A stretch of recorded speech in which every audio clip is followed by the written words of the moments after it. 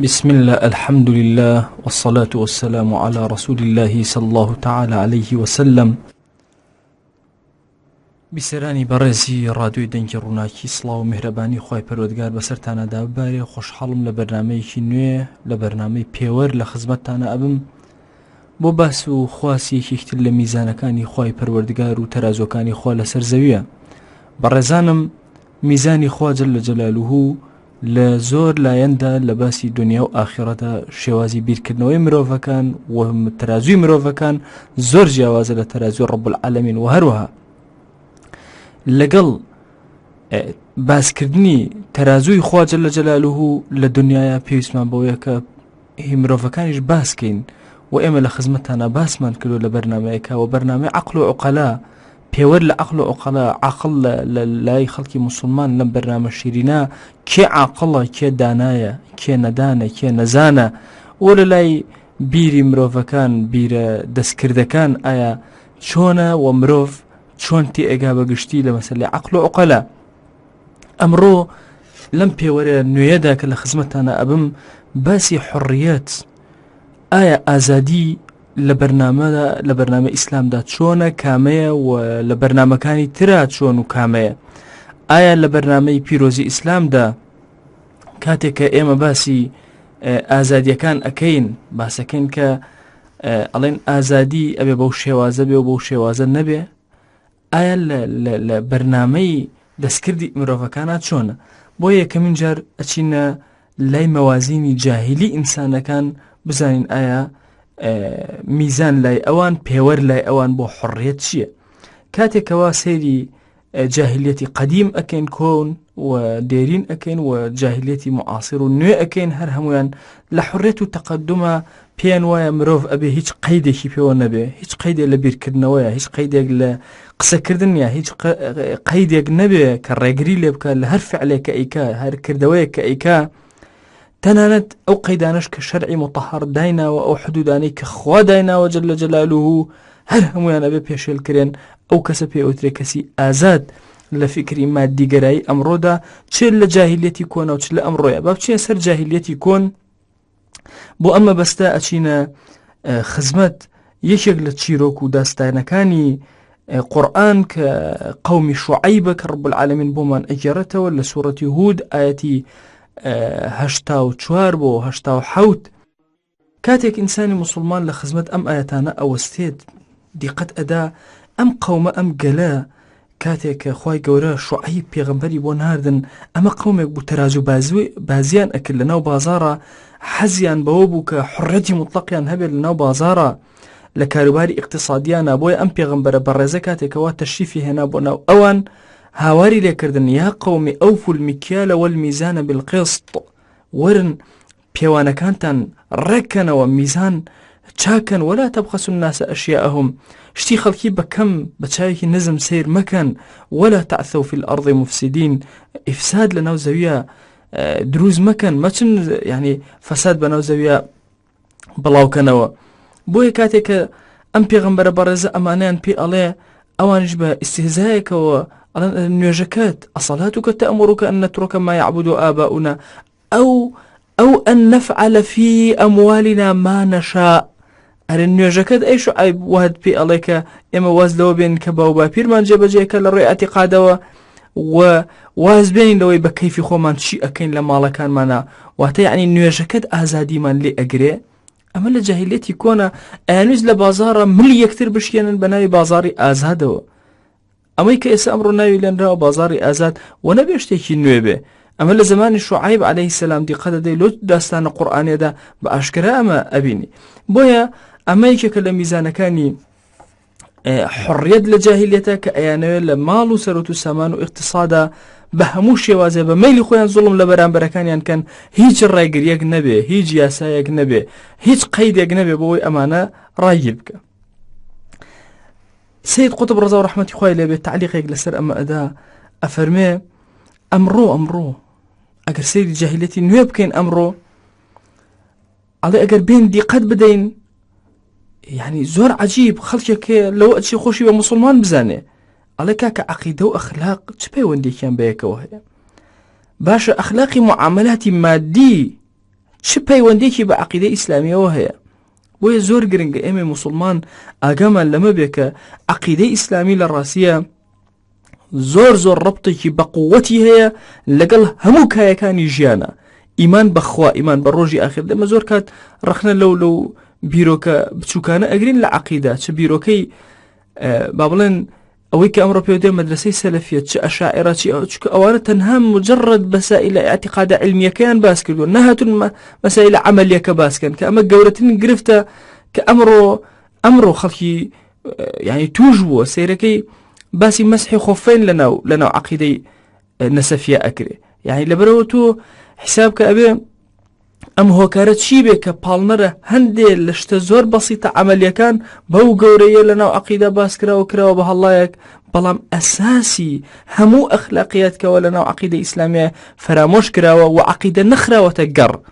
حتا ئەمڕۆ عەقیدە علمە، وەکو علم ئەخوێنرێ، وەکو عەمەل ناخوێنرێ، وەکو کردەوە ناخوێنرێ، کە ئەوە زۆر گرنگە ئێمە موسڵمان اهتمامێکی گەورەی پێ بدەین. بۆیە يعني كسي وأبيني شهاداتي زور عليا هي لجامعاتي إيميا لجامعاتي عالمة باشا الله إسلام حقيقي بس مروفو يعني إسلام حقيقي بس كسيك وكروت لسجادة أكوي باشا إسلام حقيقي بس جلوبرجي أفرتو إسلام حقيقي بس عار خوارنو إسلام حقيقي بس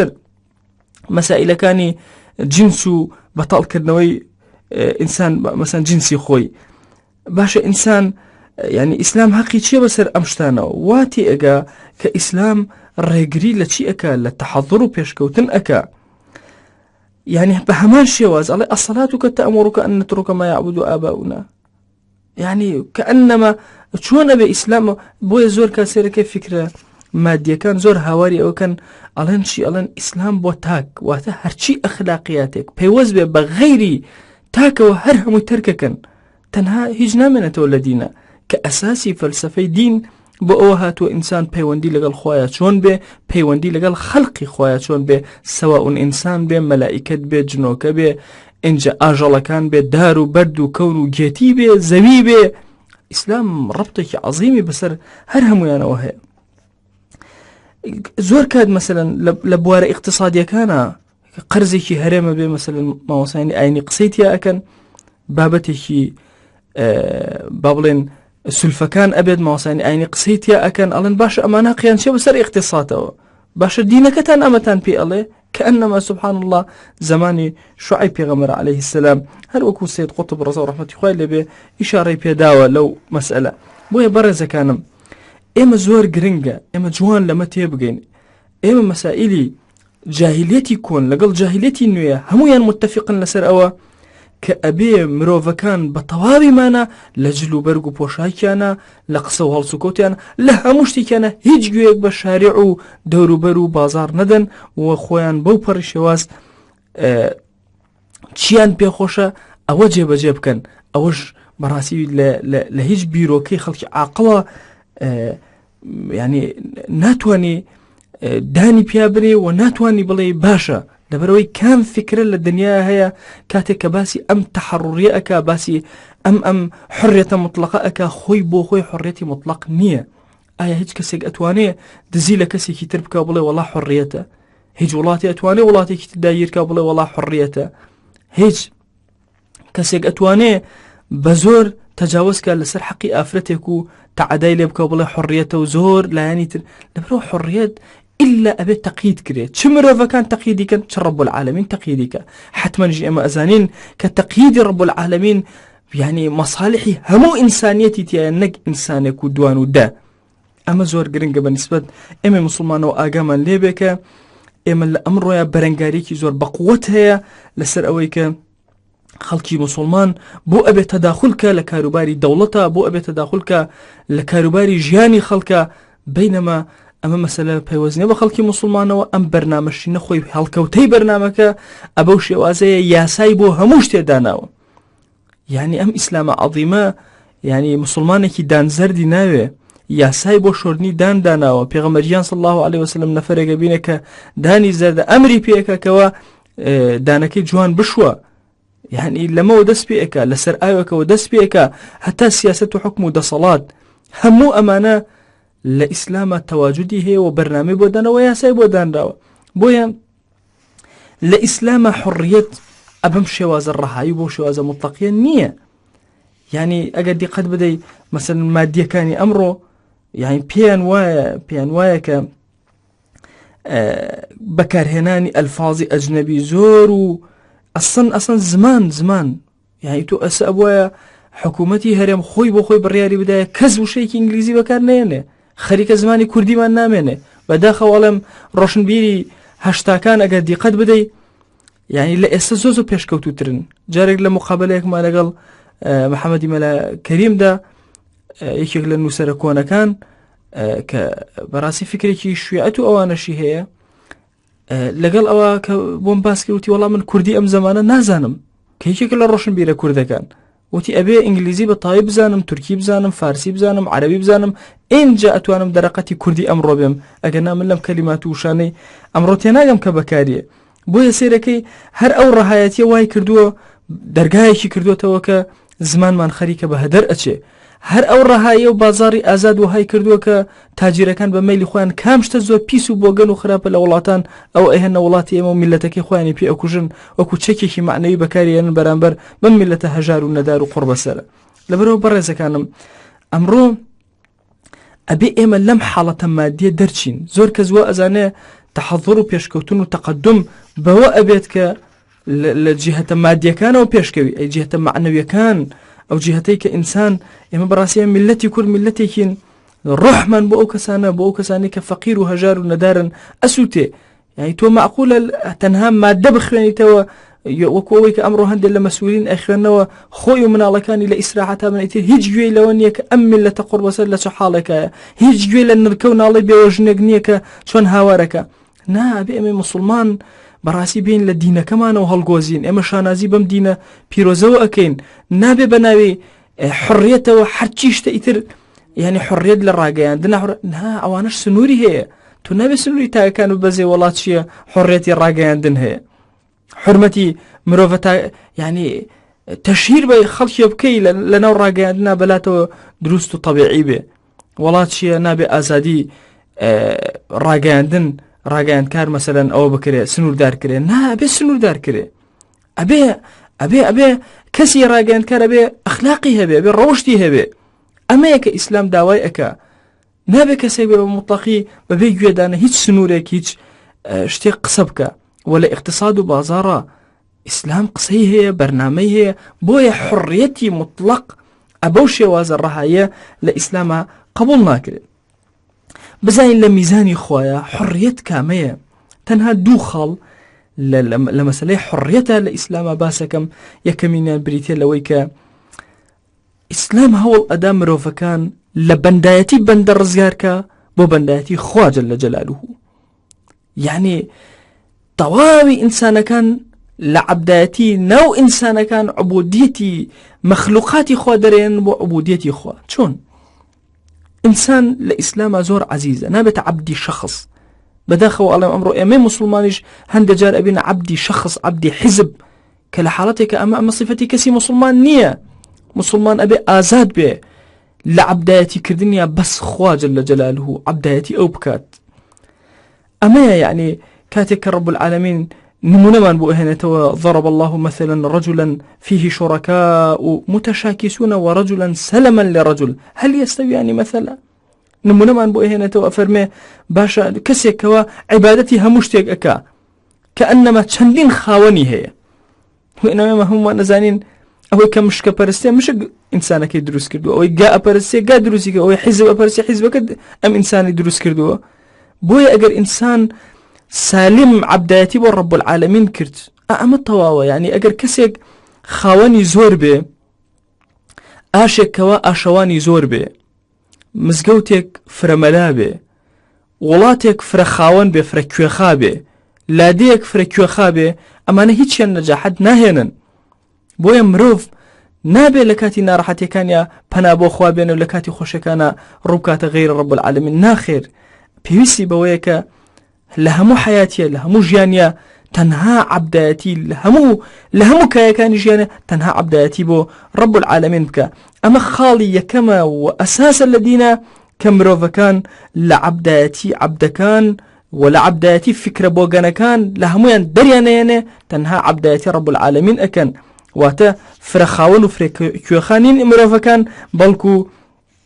هەموو مرۆڤەکان یەک خاوەنیان هەیە و یەک خۆیان هەیە ئەمە ژوا ئەکا یەکسانێکی زۆر سیر لە نێوان ئینسانەکانە دروست بکە. ئەمە نقطەیەکی زۆر ئەساسیە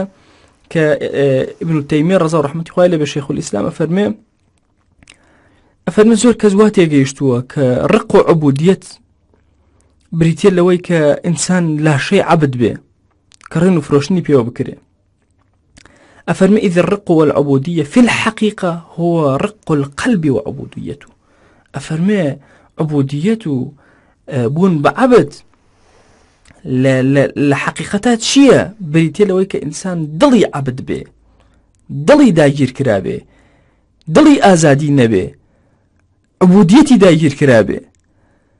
أمايا كاتك إنسان سيركي يعني كاتك عبدايتي رب العالمين ناك أبيت عبدي زور كس بويا بيغمري خواه صلى الله عليه وسلم أفرمي ليس الغنى عن كثرة العرض أوه إني إنسان زور شتيها بي إنما الغنى غنى النفس أوه ضلي دولة من بي بويا حريتي إسلامي لدلو دس بيك أبي أمكسا ضلي حر بي عقلي حر بي فكري حر بي بلام نقبو شوازي كألم فكري حر بي واتي بقين كأم شوازي كأم جهالك باسي أكن بي أنوايا أم عقل الناس سليمي أوان أبي ياسا دابني ودستور دابني كخوان مالو منالي خوان بيناتي بريوا تجا أوي بتوان دستور بو ولاتيك دانينو بو نا عبدايتي أويا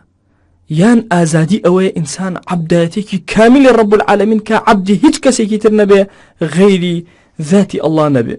ونفسي نفس حر ترى المذلة كفرا نفسي كسيكي حر آزاد بي ضلي كسيكي آزاد بي أما قرنجا بويا ابن تيمية لشوين يكتر أفرمي أوي كخلق مخلوقات ضلي بيو أبستن بوي هاوكاريان بكاو رسقيان بداو سريان بخاو هتاكو تاي لأنواع جوركان اتر أميريكا اتر حزبك جروبك هرشتك همويان بيكوا كاتك إنسان كان أو بوارا أجرن وتركيز لسر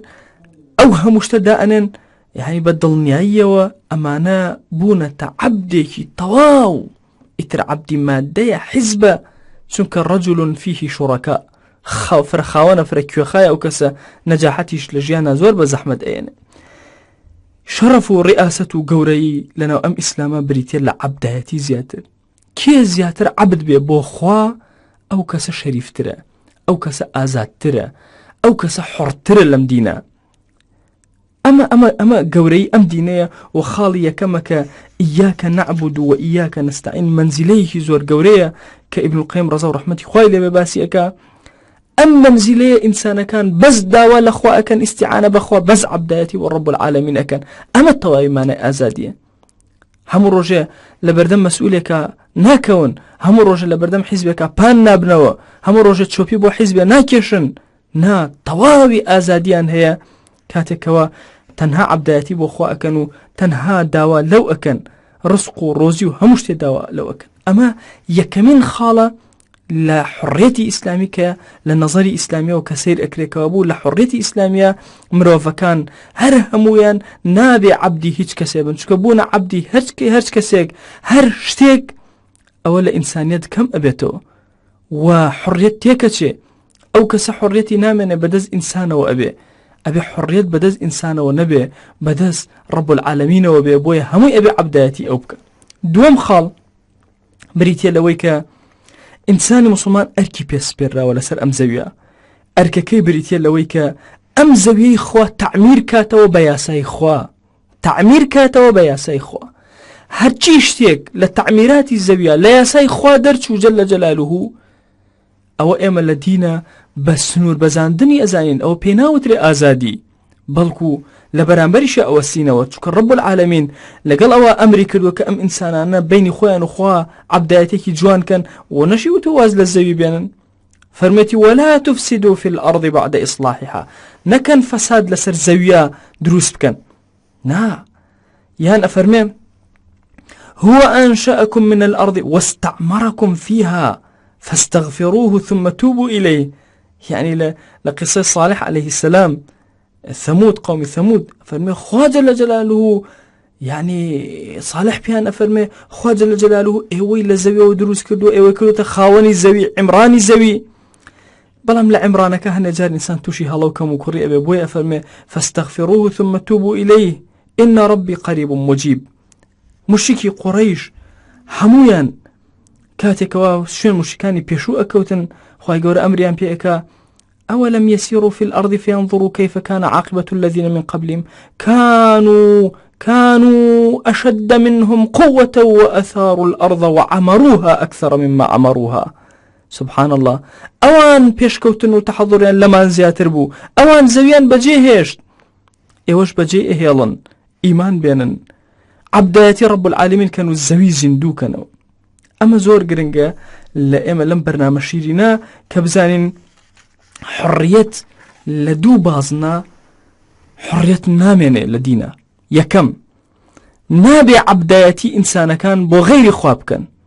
دوهم نابي زوي خوا تيك بدن بسريكا كاتك ياسا كاني خوا جل جاو جيب جناكن غير أما همو جورا آزادي كاني ترد أكينا وبيمان وايك آزادي نين چوك للايك ولو أتي مروف بس هاز جانو أقر عقلي كم بيواتي بقى وانا آزادين بلام كاتك ورد سير أكا نخير أمانا آزادين نين بيشالكاري آزادين بنمونا عزيزة كانم أقر إيمي مسلمان بين بابلين إنسان كان لعبداتي آزادن عبداتي كي أكن بابيكن أقر كومال خلق هاتن عبداتي مروفي كان كر إيمة چيان بيبلين بلين آزادي خويانا قيناكا يا هر أو كساني كوالن آزادي بارها بي أو كاتا قبولناكن يان أقر هاتو لسر زويا وتمان كاكا همو مروفا كان آزادن چي أكن بيكن آيا لسر حسابي يكتر أكريم بيو ناوي لبنين آزادي ناوي لبنين تحضري زمان بيشكوتني زمان نا بلکو پێویستە یاسای خوا لەسەر زەویا جێبەجێ بکرێ بۆیە هەر کاتێ یاسای خوا جێبەجێ نەکرێ مەوازینی خوا لەسەر زەویا تێکچوو ئیلا ژیانی ئینسانەکان تێکەچێ کاتێک کە ڕیبا زۆرە بێ نەکسەی اقتصادی زۆرە بێ وەکو ئێستا کە ئەیبینین کاتێکەوە فەحش و فەساد زۆر ئەبێت زینا زۆر ئەبێ زۆر بە تەبیعی ئەبینی گەلەکان تووشی ئەنواع ئەوجاع و ئێش و ئازار ئەبن و وەچەکان خەریکە یەکتری ناناسنەوە قەومیەت نامێنێ یعنی ئینتیما بۆ نیشتیمان نامێنێ ئینتیما بۆ زمان نامێنێ بۆیە زۆر کات ئەبینی کاتێکەوە کەسێک ئافرەتێکی داوێن پیس کاتێک کە ئەچێت لەگەڵ کەسێکی بێگانە تێکەڵ ئەبێ یان بەعەکسەوە ئافرەتێکی بێگانە لەگەڵ ئەوەی ئێمە تێکەڵ ئەبێ مناڵێکی بێ ئەم مناڵە چ زمانێکی هەیە لە چ وەچەیەکە لە چ نەوەیەکە بۆیە گرنگە ئێمە موسڵمان لە ڕووی شەریعەتەوە سیرکن بزانین یاساکانی خوا جل جلاله کامانن تاوەکو ئێمە جێبەجێیان کەین تاوەکو بتوانین بە معنای کەلیمە ئازادێکی زۆر تەواو بین حڕیەتێکی زۆر تەواومان هەبێ. خۆشەویستانم والله تەنها ئەو حڕیەتە پێ ئەوترێ حڕیەت کە لەسەر یاساکانی ئیسلام جێبەجێ بکرێ مرۆڤ بە تەواوی مانە عەبدایەتی رب العالمین کە بە تەواوی مانە یاساکانی خوا جل جلاله